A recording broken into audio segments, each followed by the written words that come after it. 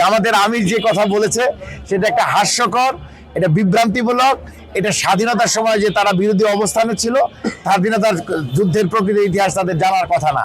তখন তারা স্বাধীনতা যুদ্ধ আমাদের মুক্তিগামী মানুষের বিরোধিতা করেছে। গোটা বাংলাদেশের মানুষ এদেশের ইতিহাস সমস্ত ডকুমেন্ট জানে যে শহীদ রাষ্ট্রপতি জিয়াউর রহমান কালুরঘাট বেতার কেন্দ্র থেকে স্বাধীনতার ঘোষণা দিয়েছেন।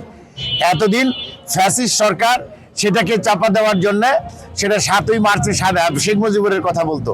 তবে এই কথা যে একটা হাস্যকর বালক সুলভ কথা, এটা আমি ব্যক্তিগতভাবে মনে করি।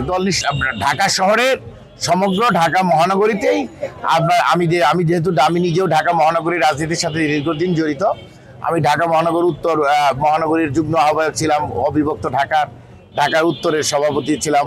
তো সুতরাং ঢাকার রাজনীতি সম্পর্কে আমার যেটুকু এখন পর্যন্ত ধারণা যে ঢাকার কোনো সবকটি আসনেই বাংলাদেশ জাতীয়তাবাদী দলের মনোনীত প্রার্থী ধানের শীষের প্রতীক নিয়ে নির্বাচিত হবেন। বিভিন্নভাবে বিভিন্ন প্রার্থী বিভিন্ন জায়গায় থাকতে পারে, ভোটের হেরফের হতে পারে, নির্বাচিত হবেন ইনশাল্লাহ ধানের শীষ।